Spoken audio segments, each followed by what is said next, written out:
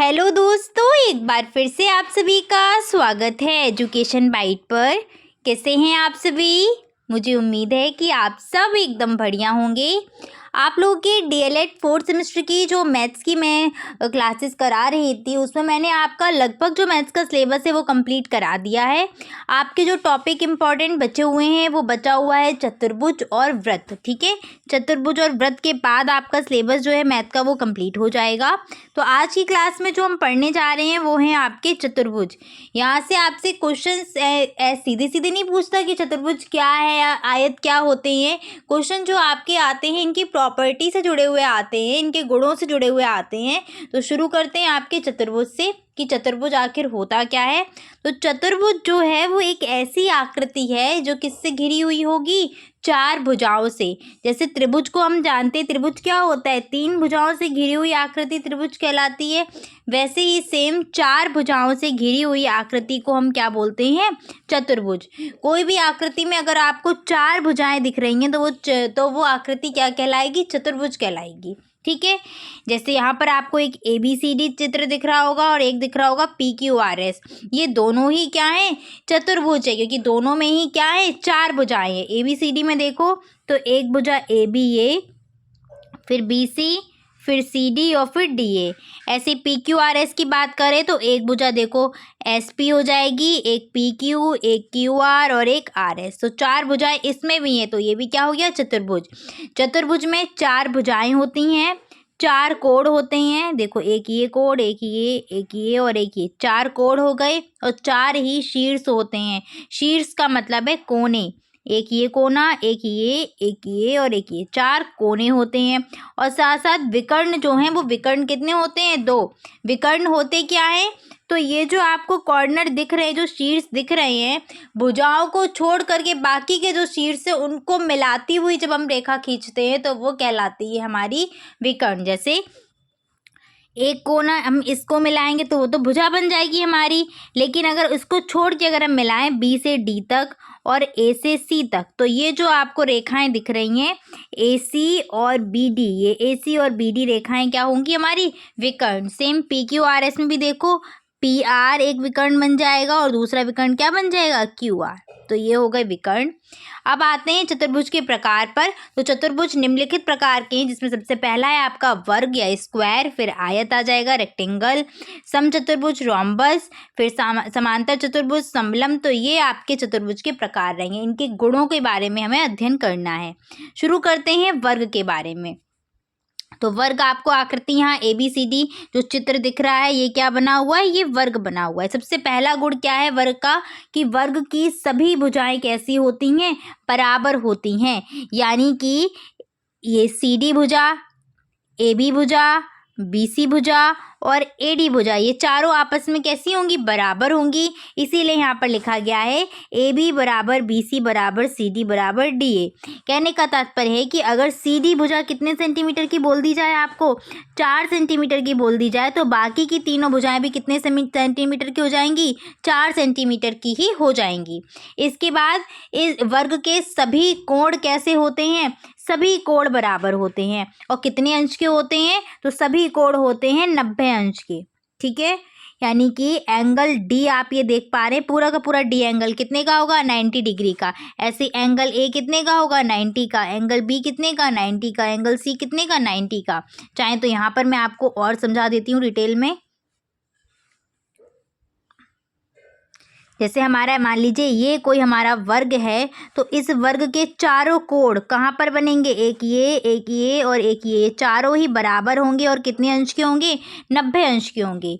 ये बात क्लियर हो गई। इसके बाद हम आगे बढ़ते हैं। अगली बात क्या है कि इनके जो विकर्ण हैं, विकर्ण का मतलब क्या है? A से C तक मिलाती हुई एक रेखा और B से D तक मिलाती हुई एक रेखा। ये जो विकर्ण है एक दूसरे को 90 अंश पर समद्विभाजित करते हैं। ये जहाँ पर काट रहे हैं वो कटान बिंदु हमने क्या दिया है? O नाम दिया है। ये कटान बिंदु से क्या होगा? ये जो विकर्ण है एक दूसरे को बराबर बराबर भागों में बांट देंगे। यानी कि A से लेके O तक की जो रेखा रहेगी वो किसके बराबर रहेगी? A से लेके C तक की। सेम ऐसे आप इधर भी आ जाइए, BO बराबर होगा किसके? ओ बराबर हो जाएगा ओ डी के, ठीक है। और कहाँ पर एंगल क्या बनाएंगे, ये एंगल यहाँ पर बन जाता है कितनी डिग्री का, 90 डिग्री का। दोनों चीज़ें याद रखना कि जो विकर्ण है इस वर्ग के विकर्ण एक दूसरे को बराबर बराबर भागों में बांट देते हैं, यानी कि ए ओ बराबर हो जाएगी ओ सी के और बी ओ बराबर हो जाएगी ओ डी के। और साथ साथ जिस जगह पर ये काटते हैं वहाँ पर जो हमारा कोण बनता है वो कितने डिग्री का बनता है, तो वो बनता है हमारा 90 अंश का, ठीक है। चलिए आगे बढ़ते, अगली बात क्या है कि इनकी सम्मुख भुजाएं कैसी होती हैं, समांतर होती हैं। जैसे कि ये आपका ए बी सी डी कोई एक वर्ग है, इस ए बी सी डी वर्ग में सामने की भुजाएं यानी कि सी डी भुजा किसके समांतर होगी, बी डी के, और जो बी सी भुजा है वो किसके समांतर होगी, डी ए के। समांतर का मतलब है कि अगर इन भुजाओं को आप आगे कहीं बढ़ाते हैं तो ये आगे जाकर कभी भी एक दूसरे को काटेंगी नहीं, ठीक है। समांतर का निशान हम बनाते हैं इस तरीके से, दो पैरेलल लाइन, ठीक है।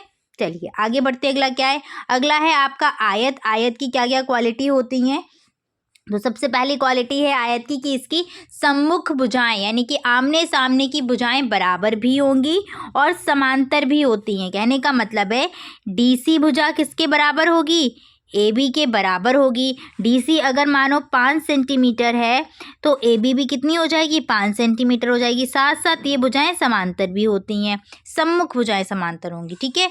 ऐसे अगर हम बात करते हैं इधर डी ए किसके बराबर हो जाएगी, बी सी के बराबर हो जाएगी और समांतर भी हो जाएगी, ठीक है। प्रत्येक कोण इसका भी कितने का होता है, 90 अंश का ही होता है। यानी कि ये वाला जो एंगल होगा आपको दिख रहे हैं ये सारे के सारे क्या हैं, 90 अंश के बने हुए हैं, ठीक है। ऐसे नहीं तो यहाँ पर समझ लीजिएगा,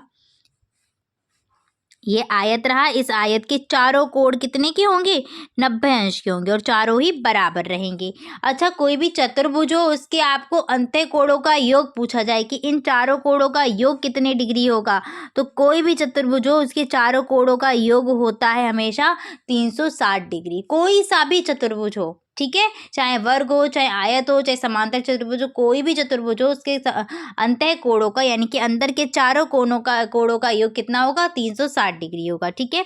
इसके विकर्ण की अगर हम बात करें तो इनके विकर्ण कैसे होते हैं, बराबर होते हैं। यानी कि ए सी जो है वो किसके बराबर हो जाएगा, ए सी बराबर हो जाएगा बी डी के। ए सी किसके बराबर हो जाएगा, बी डी के बराबर हो जाएगा। साथ साथ ये एक दूसरे को समद्विभाजित भी करते हैं यानी कि बराबर बराबर बांटेंगे, ए ओ बांट देगा, ए ओ और ओ सी क्या हो जाएंगे, बराबर। यानी कि इस तरीके से आयत है और एक विकर्ण ये रहा, एक विकर्ण ये रहा और ये मान लीजिए ओ पॉइंट है, तो ए बी सी डी, तो यहाँ पर आप देख पाएंगे कि ए ओ जो है वो किसके बराबर हो जाएगा, ओ सी के। यानी कि ये वाली इस वाली के बराबर हो जाएगी और ये वाली जो रहेगी वो इसके बराबर हो जाएगी, ठीक है। बाकी यहाँ पर जो एंगल बनता है ये एंगल 90 डिग्री का नहीं होता, ये चीज़ ध्यान रखना। आयत में जब विकर्ण एक दूसरे को काटते हैं तो वो 90 अंश पर नहीं काटते हैं, इसीलिए angle A O B is not equal to angle A O B, ये वाला एंगल क्या है, is not equal to 90 degree. Clear, चलिए आगे बढ़ते हैं। अगला क्या है आपका समांतर चतुर्भुज। समांतर चतुर्भुज की भी सेम आयत जैसी क्वालिटी रहती है, बस थोड़ा अंतर है। पहली तो यही खासियत है कि इसकी सम्मुख भुजाएं जो हैं वो बराबर होंगी और समांतर होंगी। जैसे आयत की सम्मुख भुजाएं बराबर और समांतर होती थी वैसे ही समांतर चतुर्भुज की भी सम्मुख भुजाएं बराबर और समांतर होंगी। यानी कि ए बी बराबर हो जाएगी सी डी के और समांतर भी हो जाएगी, ठीक है। और जो बी सी भुजा है वो बी सी भुजा डी ए के समांतर हो जाएगी और बराबर भी हो जाएगी। अंत्य कोणों का योग 360 होता है, वो तो मैंने आपको जस्ट अभी बता ही दिया। इनके विकर्ण जो हैं वो बराबर नहीं होते, यानी कि विकर्ण ए सी विकर्ण किसके बराबर नहीं होगा, बी डी के। तो ए सी और बी डी आपस में बराबर नहीं होते बट समद्विभाजित करते हैं, एक दूसरे को काटते हैं, वो भी क्या इक्वल इक्वल काटेंगे। जैसे ये रहा एक विकर्ण और एक विकर्ण ये रहा, ये पॉइंट ओ रहा ए बी सी डी, तो यहाँ से आप देख पाएंगे कि ए ओ और ओ सी आपस में क्या होंगे, बराबर हो जाएंगे। जब ये काटता है विकर्ण एक दूसरे को, दोनों विकर्ण काटते हैं तो समद्विभाजित करते हैं, बराबर भाग में बांटते हैं। और यहाँ पर जो एंगल बनता है वो एंगल 90 डिग्री का नहीं होता, जैसे आयत में नहीं होता था वैसे ही यहाँ पर भी नहीं होता है, ठीक है। सम्मुख कोण आपस में बराबर होते हैं, ये चीज़ ध्यान रखना, इसकी बहुत इंपॉर्टेंट चीज़ है, ये आपकी प्रॉपर्टी आपको जो क्वेश्चन आएंगे न्यूमेरिकल वहाँ पर देखने को मिलेगी। समांतर चतुर्भुज के सम्मुख कोण हमेशा कैसे होते हैं, बराबर होते हैं। जैसे ए एंगल किसके बराबर होगा, सी के बराबर होगा, और डी एंगल किसके बराबर हो जाएगा, बी एंगल के बराबर हो जाएगा। समझ में आ गई इतनी बात। आमने सामने के कोण बराबर होंगे। अगर आपको क्वेश्चन में एंगल ए दे दिया जाए 70 डिग्री, तो ये वाला भी एंगल कितने का हो जाएगा, 70 डिग्री का हो जाएगा। क्लियर। चलिए आगे बढ़ते हैं। और इनके जो एक ही रेखा पर कोण बनते हैं, कहने का मतलब है कि एंगल ए और एंगल बी, अगर इन दोनों को जोड़ोगे तो ये कितने हो जाएंगे, 180 डिग्री के। तो angle A plus B 180 degree. Same angle आपका कौन सा वाला, एंगल बी और एंगल सी कितने के हो जाएंगे, 180 डिग्री के। इसी प्रकार से आगे बढ़ते चलिए, एंगल सी और एंगल डी का जब हम सम करेंगे तो वो भी कितना हो जाएगा, 180 डिग्री। और ऐसे आगे आइएगा, एंगल डी और एंगल ए का सम करते हैं तो वो भी कितना हो जाएगा, 180 डिग्री हो जाएगा। ठीक है।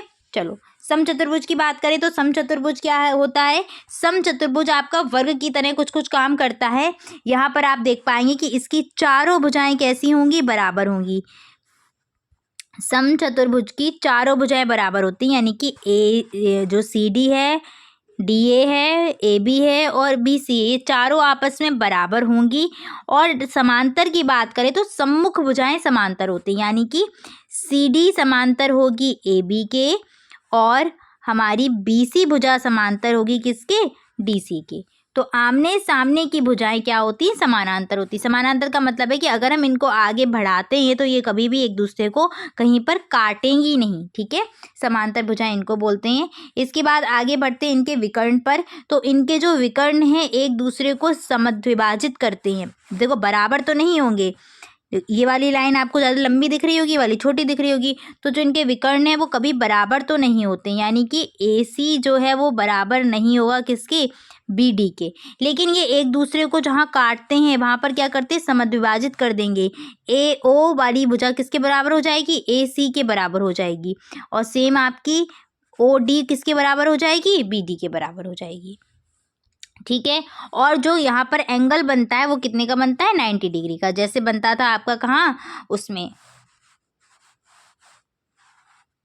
वर्ग में। ठीक है, इस तरीके से यहाँ पर जो एंगल बनेगा वो कितने का बनेगा, 90 डिग्री का। यहाँ भी 90, इसके जस्ट सामने ये भी 90, इससे चारों जगह पे आपके एंगल कितने के बनेंगे, 90 के ही बनेंगे। ठीक है। सम्मुख कोण इसके भी बराबर होते हैं, जैसे समांतर चतुर्भुज के सम्मुख कोण आपके बराबर होते हैं। और एंगल ए बी, यानी कि एक ही रेखा पर जो कोण बनते हैं अगर उनको हम सम करते हैं तो वो कैसे निकल के आएंगे, 180 degree. A B C D ये आपका बना हुआ है। जब हम इनका किसका, एंगल ए का सम करेंगे किसके साथ, बी के साथ, तो कितना हो जाएगा, 180 डिग्री। ऐसे ही अगर हम किस किस को प्लस करें, एंगल बी और एंगल सी को प्लस करें तो क्या हो जाएगा, 180 डिग्री। ठीक है। चलो समलंब की बात करते हैं। तो समलंब क्या होता है, समलंब की बस एक ही आपको प्रॉपर्टी ध्यान रखनी है कि केवल इसमें एक जोड़ी समांतर भुजाएं होती हैं, यानी कि कोई सी भी दो भुजाएं आपको ऐसी मिलेंगी जो समानांतर जा रही होंगी। ठीक है। तो देखो यहाँ पर डी सी भुजा किसके समानांतर है, ए बी के। इसके अलावा इसकी ए बी समानांतर बी सी, ये गलत लिखा हुआ है। ठीक है। ए बी जो है वो समानांतर किसके है, डी सी के है। ठीक है। चलो सही कर लेना इसको, ए बी समानांतर है डी सी के। ठीक है। बाकी यहाँ पर कुछ भी आपको, ये दोनों भुजाएं कैसी भी हो सकती है। अगर समलंब की दूसरी, अगर मैं कोई समलंब आपको बना के दिखाऊं तो ये भी आपका क्या है, एक समलंब है, क्योंकि इसमें देखो केवल एक ये वाली और एक ये वाली, केवल एक जोड़ा ही क्या है, समानांतर है। आपसे पूछ भी सकते हैं ऐसा चतुर्भुज बताइए जिसका केवल एक जोड़ा समानांतर होता है, वो कौन सा होता है, तो वो कहलाता है समलंब चतुर्भुज। ठीक है। अब आते हैं कुछ कोणों को जान लेते हैं। यहाँ पर सबसे पहला है हमारा शीर्षाभिमुख कोण। शीर्षाभिमुख कोण है जब कोई भी दो भुजाएं आपस में एक दूसरे को काटें, जैसे ये एक भुजा रही हमारी ए बी और दूसरी भुजा है हमारी सी डी, जब ये एक दूसरे को काटती हैं तो एंगल ये वाला, ठीक है, कौन सा, ये वाला जो कोण है वो किसके बराबर होगा, इधर वाले कोण के। शीर्षाभिमुख कोण इसी को बोलते हैं, यानी कि ये अपोजिट आपके क्या हो जाएंगे, बराबर हो जाएंगे। ऐसे अगर हम बात करते हैं आपके इधर वाले एंगल की, यानी कि ये वाला जो एंगल है वो किसके बराबर हो जाएगा, इधर वाले एंगल के। क्लियर हो गई बात ये। ये वाला हिस्सा है वो किसके बराबर होगा, इस वाले के। तो इसको लिखेंगे कैसे, तो लिखने का तरीका इनका देख लीजिएगा। सबसे पहला हमारा कौन सा, angle A O D. Angle जब भी लिखते हैं तो जहाँ पर एंगल बन रहा होता है उसको बीच में रखते हैं। तो एंगल ए ओ डी किसके बराबर हो जाएगा, एंगल सी ओ डी के, सी ओ बी के बराबर हो जाएगा। ऐसे ही आते हैं अगला क्या है, एंगल ए ओ सी, ये रहा, किसके इक्वल हो जाएगा, एंगल बी ओ डी के। चाहे आप डी ओ बी भी लिख सकते हैं, कोई दिक्कत नहीं होगी, ठीक है। इधर वाला हिस्सा किसके बराबर, इधर वाले के। ये हो गई शीर्षाभिमुख कोण।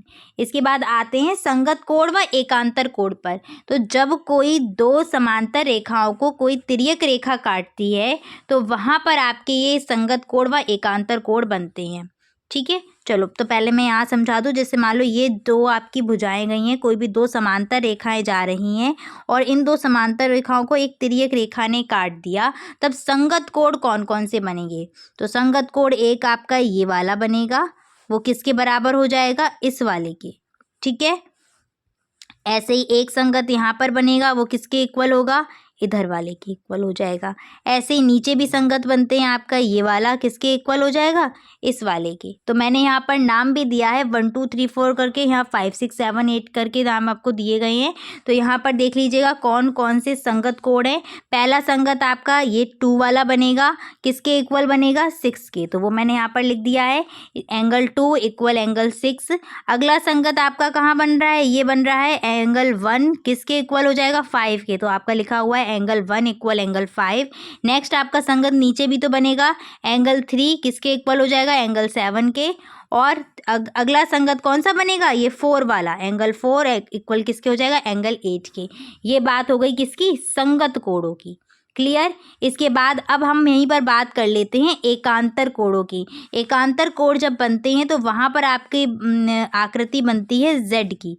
ये दो समांतर भुजाओं को तिर्यक रेखा ने काटा, एकांतर कोण कहाँ बनेगा, जहाँ जेड बन रहा हो। देखो आप जेड बना रहे हैं यहाँ पर, ठीक है ना, ऐसे बन रहा है जेड कि नहीं बन रहा है, ये देखिए। तो ये वाला जो कोण होगा वो किसके बराबर हो जाएगा, इसके। सेम ऐसे उल्टे भी आपके बराबर होंगे, यानी कि ये वाला उल्टा जेड यहाँ पर बन जाएगा। ये तो अंतः की बात हो गई, ये अंतः एकांतर बन जाएंगे। ऐसे ही आपके बाह्य एकांतर भी बनते हैं, तो वो कैसे हो जाएंगे, उसमें आपका ये वाला बराबर हो जाएगा इसके और ये वाला बराबर हो जाएगा इसके, ठीक है। 1 2 3 में वापस से आकर के देख लेते हैं कि हमारे कहाँ एकांतर बन रहे हैं। तो पहला एकांतर हमारा कहाँ मिल जाएगा, z जहाँ बन रहा होगा। z कहाँ बन रहा है, ऐसे ही तो बन रहा है। तो हमारा पहला एकांतर बनेगा एंगल 4 किसके बराबर, एंगल 6 के। और एंगल 3 किसके बराबर हो जाएगा, एंगल 5 के। क्लियर। और ऐसे ही आपके एंगल अगर 2 की बात करें तो एंगल 8 के बराबर हो जाएगा, और एंगल 1 की बात करें तो एंगल 7 के। तो ये एकांतर कोणों की बात रही। ये सिर्फ इसीलिए समझाना था कि अगर आपके इनसे जुड़े हुए क्वेश्चन आ पाए तो आप कर पाएंगे। पहला यहाँ पर क्वेश्चन देख लीजिएगा किस तरीके से सॉल्व करेंगे कि एक ABCD जो है वो एक समांतर चतुर्भुज है, और इसमें यदि कोण DAB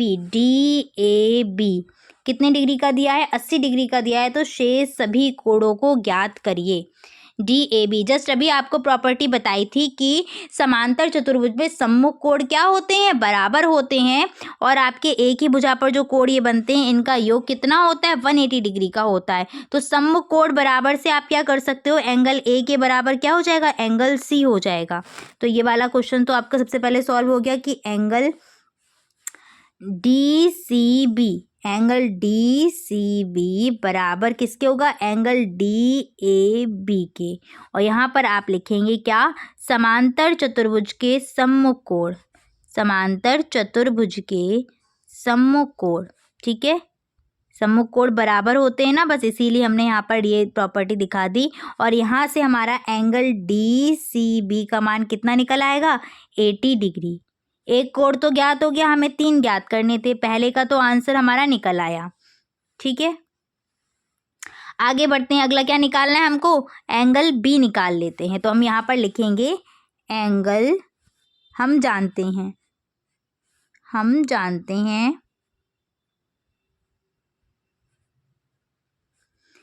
एंगल DAB कितना है, और DAB प्लस करके पहले तो लिख लीजिए एंगल DAB और प्लस करके क्या लिखेंगे एंगल एंगल CBD। ठीक है, तो यहाँ पर हम लिखते हैं सबसे पहले एंगल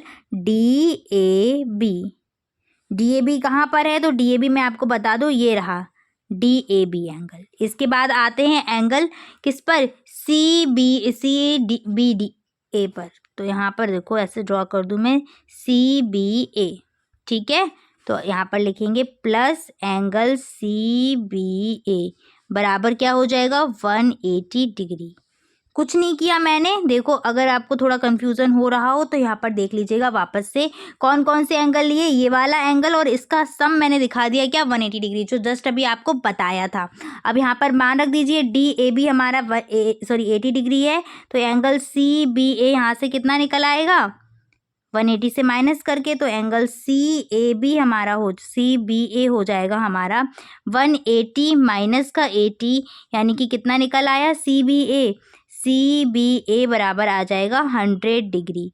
जैसे ही हमारा एंगल CBA 100 निकल के आया, हम वापस से सम्मुख कोण वाला लगा देंगे कि ये वाला जो कोण है वो किसके बराबर हो जाएगा, इसके। क्यों, सम्मुख कोण बराबर होते हैं इसलिए। तो यहाँ पर हम लिख देंगे एंगल CDA बराबर एंगल CBA, ब्रैकेट में वही समांतर चतुर्भुज के सम्मुख कोण, समांतर चतुर्भुज के सम्मुख कोण। और यहाँ पर आपका एंगल CDA बराबर कितना आ जाएगा 100 डिग्री। तो सारे की सारे मान यहाँ पर निकल के आ गए, आपके 3 एंगल निकालने थे, तीनों एंगल निकल करके आ गए। अगला क्वेश्चन है आपका कि PQRS एक समांतर चतुर्भुज है, यदि SQR बराबर 40 हो, यानी कि ये वाला एंगल दिया है 40 और PQS हमें दिया गया है 25, यानी कि ये वाला 25 दिया गया। हमको कौन सा निकालना है SPQ, यानी कि हमें ये वाला एंगल फाइंड करना है। तो हम क्या लगा दें, एंगल P और एंगल Q का सम करके लिख दें, तो हमारा क्या निकल आएगा, एंगल P निकल आएगा। एंगल P और Q का सम कितना हो जाएगा 180 डिग्री। तो यहाँ पर हम लिख सकते हैं, हम जानते